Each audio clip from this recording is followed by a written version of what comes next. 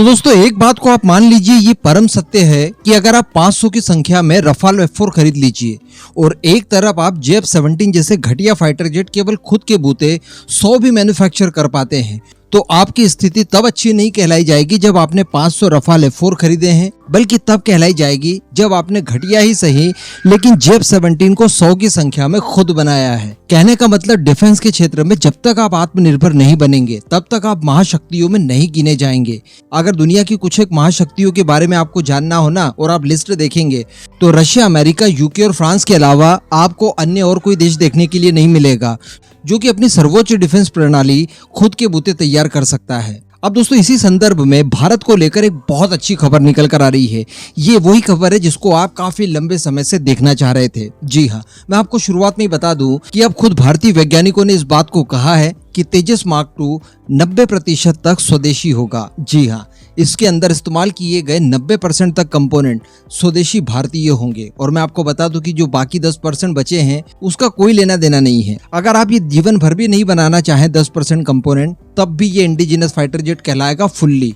कारण है कि इसके लिए हम लोगों ने जो सबसे बड़ी चीज थी इंजन, उसकी टेक्नोलॉजी हासिल कर ली है। जी हाँ, देखिए इस समय अगर परफेक्ट इंजन की बात की जाए तो दुनिया में केवल अमेरिका, रशिया, फ्रांस और यूके, ये 4 देश ही परफेक्ट इंजन बना पाते हैं। इस एलिट क्लब में आप चाइना का भी नाम नहीं ले सकते। लेकिन आने वाले कुछ समय में जब जनरल इलेक्ट्रिक के F414 इंजन की टोटल टेक्नोलॉजी हम लोग एब्जॉर्व कर लेंगे और उसका मैन्युफैक्चरिंग फुल्ली भारत के अंदर जब शुरू हो जाएगा, उसके बाद हम लोग उस एलिट क्लब में 5वें देश बन जाएंगे जो कि अपने खुद के बूते इंजन का निर्माण कर सकता है। और अगर इंजन का निर्माण हो गया मतलब आपने फाइटर जेट बना लिया, क्योंकि अगर एक फाइटर जेट की टोटल कीमत में 30 से लेकर 40% कीमत अकेले इंजन की होती है, तो इसके कंटेंट में भी 30 से 40% तक का हिस्सेदारी अकेले इंजन की है। तो वो चूंकि अब हमारे पास स्वदेशी आ चुका है, बाकी के भी कई सारी चीजें हम लोगों ने स्वदेशी बना ली है, तो अब ये 90% तक स्वदेशी हो चुका है। तेजस मार्क 2 की स्पेशली अगर बात की जाए तो एयरफ्रेम हम खुद बनाते हैं, उसके बाद इंजन अब हमारा स्वदेशी होगा। इसके अंदर हाईटेक AES रडार सिस्टम हमारा होगा, आर्मामेंट हमारा होगा। जो विदेशी आर्मामेंट भी हम इसके अंदर इंटीग्रेट करेंगे वो भी ऑप्शनल होंगे, ताकि हमारे फाइटर जेट की कैपेबिलिटी और बढ़ जाए। ऐसा नहीं है कि हमारे पास अभाव है इस वजह से हम लोग विदेशों से ले रहे हैं। तो कहने का मतलब आर्मामेंट के क्षेत्र में भी हम लोग टोटल आत्मनिर्भर हो चुके हैं। इसके बाद रेडार, रेडोम वगैरह ये सारी कुछ चीजें हमारी है, लैंडिंग गियर्स हमारे हैं, और इसके अलावा जो इसका एल्गोरिदम है, मिशन कंप्यूटर है और बाकी के सारे एवियोनिक्स वगैरह, ये सब कुछ स्वदेशी तौर पर बनाए गए हैं। बताया जा रहा है कि केवल 10% तक अभी हम लोग विदेशों पर निर्भर हैं, जिसमें इजेक्शन सीट आती है और कुछ एक सेंसर्स हैं। तो इनका निर्माण भी भारत के अंदर कोई बहुत बड़ी बात नहीं है। कुछ ही समय पहले ऐसी खबरें निकल कर आई थी कि DRDO इजेक्शन सीट के ऊपर भी जल्द काम कर सकता है। अगर इजेक्शन सीट हम लोग नहीं भी बनाते हैं तब भी कोई प्रॉब्लम नहीं है, क्योंकि दुनिया के बड़े बड़े शक्तिशाली देश भी 8-10% तो विदेशी कंपोनेंट इस्तेमाल करके ही अपना फाइटर जेट बनाते हैं। कुछ ही समय पहले तभी तो खबर निकल कर आई थी कि F-35 में एक डिवाइस चाइनीज मेड निकली। तो कहने का मतलब कुछ आउटसोर्स तो बाकी सभी देश करते हैं, तो अगर हम भी कर देंगे तो कोई बड़ी बात उसमें नहीं होगी।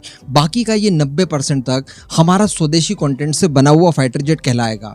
अब इसके आगे मैं आपकी 3 दुविधाएं दूर करने जा रहा हूं, जिसको लेकर आप काफी ज्यादा परेशान थे। अब कल हमने जो तेजस मार्क 2 को लेकर डिस्कस किया था और ये कहा था कि चाइना इस इंजन की डील से काफी ज्यादा व्याकुल हो गया है, क्योंकि भारत की क्षमताएं बहुत बढ़ गई है। भारत जब चाहे तब जितने चाहे उतने फाइटर जेट बना सकता है।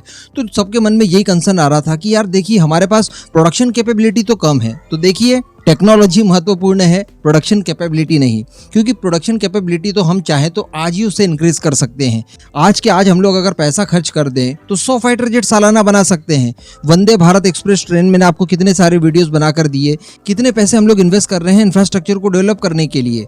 उसका अगर 25% भी इधर खर्च कर दिया ना, तो बड़ी आसानी से 50 से 100 फाइटर जेट हम लोग हर साल बना पाएंगे। तो प्रोडक्शन को लेकर जो आपके शंकाएं थी वो दूर हो चुकी है। इसके अलावा आप लोग IPR को लेकर बड़े परेशान थे कि देखिए, इंजन की टेक्नोलॉजी तो मिल गई, देसी तौर पर ये बनाया भी जा सकेगा। अगर अमेरिका इन फ्यूचर हमारे ऊपर सैंक्शंस भी मर देता है तब भी हमारे फाइटर जेट ग्राउंडेड नहीं होंगे, क्योंकि इसकी टेक्नोलॉजी होगी, इसको लेकर इकोसिस्टम हमारे पास होगा। तो हम लोग कोई भी पार्ट बड़ी आसानी से बनाकर इंजन को चालू रख सकते हैं। तो ये तो बहुत अच्छी बात है। लेकिन IPR हमारे पास नहीं है, तो हम इसका एक्सपोर्ट कैसे कर पाएंगे? तो देखिए, अभी तो 200 पहले हम लोग हमारी एयरफोर्स के लिए बना ले, उसके बाद एक्सपोर्ट की ध्यान देंगे, क्योंकि एक्सपोर्ट के लिए ही IPR जरूरी होता है। और इसके अलावा ऐसा नहीं है कि आईपीआर आपके पास नहीं है तो आप इसका एक्सपोर्ट कर ही नहीं सकते या अपग्रेड कर ही नहीं सकते। इसके लिए आपको एक फॉर्मल परमिशन लेनी होगी अमेरिका से, और वो परमिशन अमेरिका से मिल जाने के बाद आप प्रॉपर इसको अपग्रेड कर सकते हैं या इसका एक्सपोर्ट कर सकते हैं। बस कुछ एक शर्तें रहेगी। उन शर्तों में जो सबसे बड़ी शर्त रहेगी वो ये रहेगी कि आप किसी ऐसे देश को ये इंजन एक्सपोर्ट ना कर दें जो कि अमेरिका का राइवल है। बाकी तो अमेरिका आपको परमिशन दे ही देगा। इसके अलावा जो तीसरी शंका थी वो ये थी कि अब ये बनकर तैयार कब होगा, तो इसको लेकर भी पुख्ता खबर निकल कर आई है। दरअसल पिछले साल सितंबर मंथ में ही इसको लेकर सीसीएस द्वारा अप्रूवल दे दिया गया था तेजस मार्क 2 परियोजना को लेकर। अब बताया जा रहा है कि 18 महीने और लगेंगे जब पहला प्रोटोटाइप बनकर तैयार होगा, और पहला प्रोटोटाइप बनकर जब तैयार हो जाएगा उसके अगले 6 महीने और लग जाएंगे जब ये अपनी फर्स्ट फ्लाइट को कंडक्ट करेगा। अब यहाँ पर आपको 18 महीने तो समझ में आ गया होगा कि ठीक है प्रोटोटाइप को बनाने में इतना समय लग जाएगा, लेकिन और 6 महीने क्यों लगेंगे फर्स्ट फ्लाइट को कंडक्ट कराने में। तो इस बीच में आपको बता दूं कि इसकी ग्राउंड टेस्टिंग होगी जिसमें लो स्पीड पर हाई स्पीड पर टैक्सी ट्रायल्स होंगे। बिना उड़ाए केवल इन्हें चलाया जाएगा रनवे पर, तो वो सारे परीक्षण किए जाएंगे, बारीकी से उनको अध्ययन किया जाएगा। उसके बाद इसकी फर्स्ट फ्लाइट को कंडक्ट करवाया जाएगा। तो 2025 के शुरुआत तक बताया जा रहा है कि इसकी फर्स्ट फ्लाइट को कंडक्ट करवाया जा सकेगा। तो जहां पर हम लोग किसी जमाने में केवल 40 से 45% तक इसे स्वदेशी कंटेंट के साथ बना रहे थे, अब 90% तक पहुंच गए हैं। कोई बड़ी बात नहीं है कि इन फ्यूचर इजेक्शन सीट की भी व्यवस्था करके हम लोग इसे 100% स्वदेशी बना ले। इस समय यूके की परिस्थिति हम लोग देख पा रहे हैं काफी ज्यादा चरमरा गई है। ये बहुत अच्छा मौका होगा जब यूके को बाटली में उतार कर भारत के अंदर इजेक्शन सीट की मैन्युफैक्चरिंग करवा कर उससे टेक्नोलॉजी हासिल की जा सकती है। या फिर थोड़ा और समय लग जाए, चाहे 5 साल और लग जाए, लेकिन डीआरडीओ बड़ी आसानी से इन्हें डेवलप कर सकता है। इस पूरे मुद्दे पर दोस्तों अब आपका क्या मानना है, नीचे कमेंट करके जरूर बताइएगा।